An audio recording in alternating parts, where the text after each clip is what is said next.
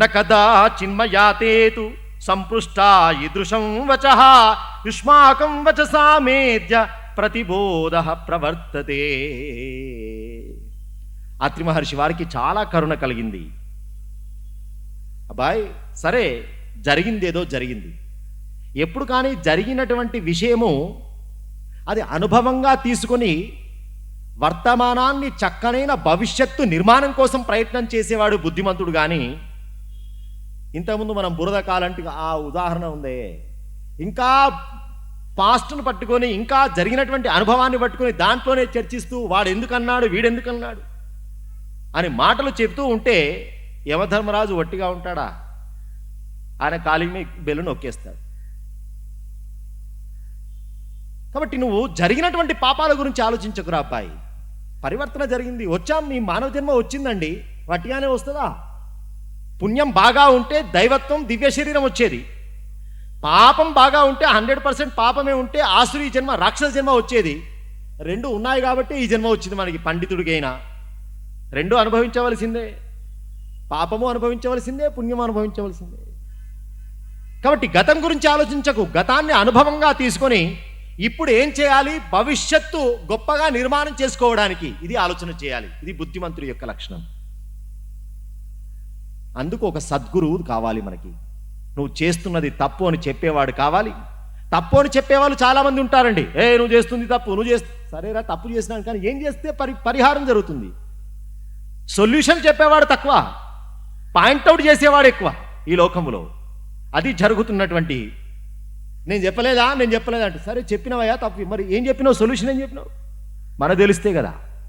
మరి సొల్యూషన్ తెలియనప్పుడు మాట్లాడడం దేనికి? వాడు ఇదివరకే పశ్చాత్తాపడుతూ ఉన్నాడు.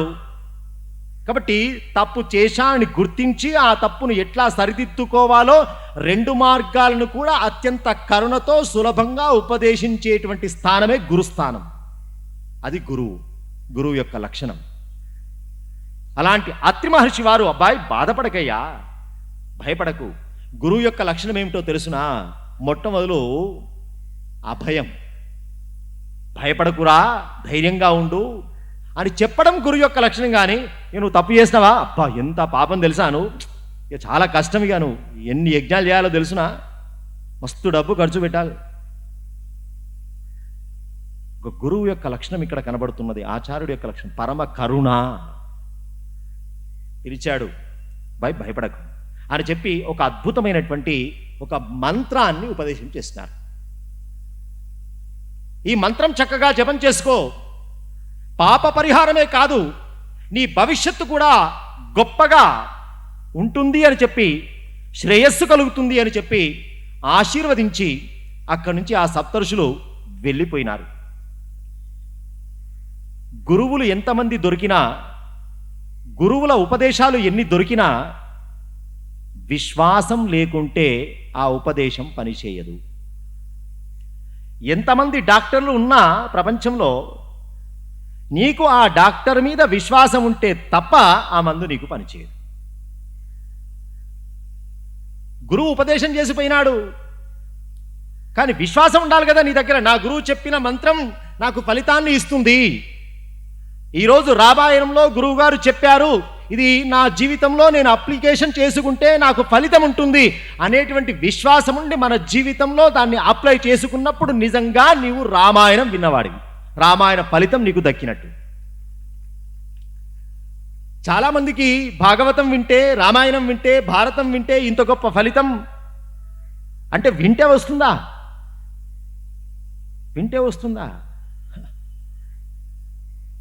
ఈరోజు రామ కథ వినడానికి మనం కూర్చొని ఉన్నాం, రామచంద్రమూర్తి వారి యొక్క చరిత్ర వినడానికి కూర్చొని ఉన్నాం. ఈ రోజు వరకు మహేశ్వర శర్మ ఒకటి, 7 రోజుల రామకథ విన్న తర్వాత మహేశ్వర శర్మ ఒకటి తన జీవితంలో ఉన్నతి సాధించినప్పుడు ఆయన రామాయణం చెప్పినా, ఆయన రామాయణం విన్నా దానికి ఫలితం. ఇది ఎవరికి వాళ్ళు జస్టిఫై చేసుకుంటే తప్ప రామచరిత్ర, రామాయణ ఫలితం మనకి ఎంతవరకు దక్కిందో మనకు మనమే జస్టిఫై చేసుకోవచ్చు. ఇంతవరకు మన జీవితం ఎట్లా ఉన్నది, మన ప్రవర్తన ఎట్లా ఉన్నది, ప్రవర్తనలో మార్పు ఏర్పడనంత మట్టుకు అది జ్ఞానం యొక్క లక్షణం కాదు.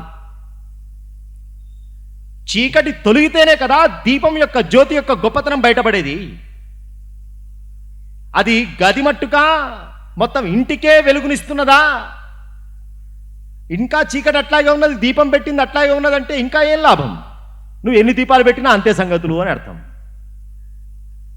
కాబట్టి జ్ఞానం యొక్క లక్షణం విశ్వాసం ఉండాలి. అందుకే దేవే గురౌ మంత్రే కొన్ని స్థానాలు విశ్వాసంతోటే ఫలితం ఇస్తాయి, కానీ గొప్ప గొప్ప పేర్లతో ఫలితం ఇవ్వవు. విశ్వాసం ఉండి ఆర్ఎంపీ డాక్టర్ ఇచ్చిన మందైనా పనిచేస్తుంది. విశ్వాసం లేకుండా పెద్ద పెద్ద కార్పొరేట్కి పోయినా రేట్లే ఉంటాయి. మందు పోదు, రోగం పోదు. ఇక్కడ కూడా విశ్వాసం కలిగింది. ఆయన చెప్పిన మాట నా జీవితానికి ఉపయోగపడుతుంది అని నమ్మాడు కాబట్టే అత్రి మహర్షి వారు చేసిన ఉపదేశాన్ని అట్లాగే పట్టుకొని కూర్చున్నాడు ఆయన. కాబట్టి జీవితంలో మార్పు రావాలంటే గురువులు దొరకడం కాదు, గురువు చెప్పినటువంటి వాక్యం పైన విశ్వాసం ఉండి తాను ఆచరించినప్పుడే జన్మలోంచి బయటపడతాం. కాబట్టి ఎన్ని కథలు విన్నా, ఎంతమంది గురువులు వచ్చినా మన ప్రవర్తన ఇంకా అట్లా ఎక్కడి గొంగలు అక్కడే అన్నట్టు ఉంటే ఏమి లాభం? 13 సంవత్సరాల కాలం దాటిపోయింది, అట్లాగే కూర్చున్నాడు.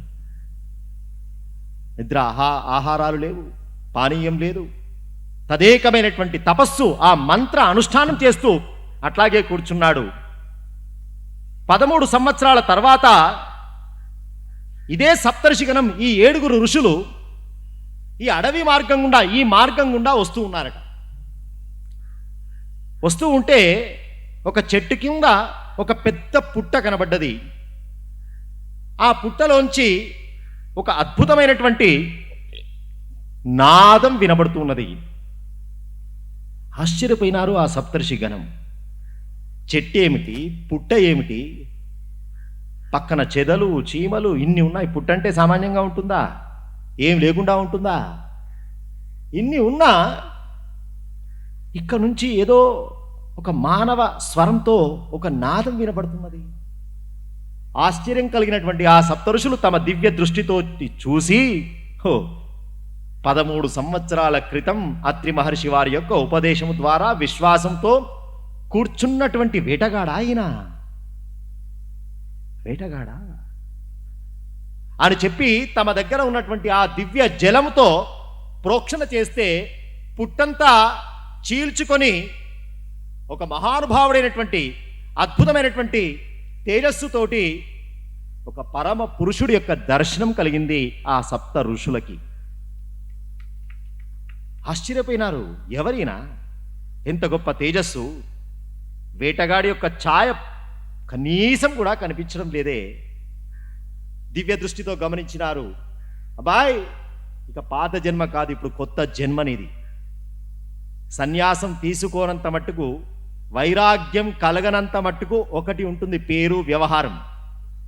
అఖండమైనటువంటి వైరాగ్యం కలిగి దీక్ష తీసుకున్న తర్వాత ఉండేటువంటి వ్యవహారం, దాని పేరు ఒక రకంగా ఉంటుంది. అందుకే యజ్ఞోపవీత దీక్ష పడనంత మట్టుకు ఒక వ్యవహారం, యజ్ఞోపవీత గాయత్రి దీక్ష ప్రారంభమైన తర్వాత ఒక వ్యవహారం. అందుకే 2వ జన్మ ద్విజ అంటే అర్థం. ఇక్కడ కూడా ఇది 2వ జన్మ.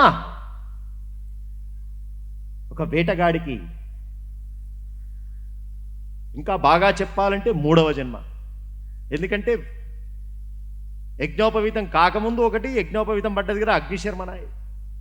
ఇప్పుడు అఖండమైనటువంటి వైరాగ్యంతో అప్పుడు పిలుస్తున్నారట, వల్మీకేస్మిన్ స్థిత పుత్ర ఏతస్త్వం ఏకచిత్తతః వాల్మీకిరితి తే నామ భువిఖ్యాతం భవిష్యతి ఇత్యుక్త్వా మునయో జగ్ముః స్వాం దిశౌ తపసాన్వితాః. నాయనా, అగ్నిశర్మ అని కూడా అనలేదు. ఇప్పుడు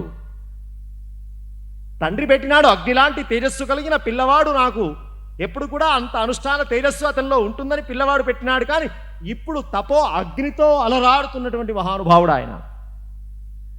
వాల్మీకే, వాల్మీకం అంటే పుట్ట అని అర్థం. పుట్టను చీల్చుకొని ఒక అద్భుతమైనటువంటి దేదీప్యమానటువంటి తేజస్సుతో కనబడుతున్నటువంటి ఒక ఋషి ఇప్పుడు ఆయన, దొంగ కాదు.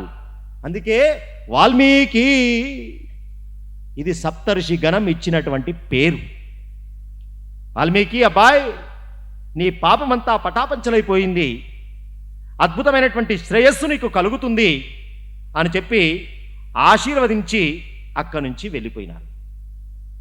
అలా ఆ వాల్మీకిగా మారినటువంటి మహర్షి తమసా నదీ తీరంలో అఖండమైన అద్భుతమైన అనుష్ఠానం చేసుకోవడానికి ఒక చక్కనైనటువంటి ఆశ్రమాన్ని ఏర్పాటు చేసుకొని తన జీవితాన్ని గడుపుతూ ఉన్నారు వాల్మీకి మహర్షి.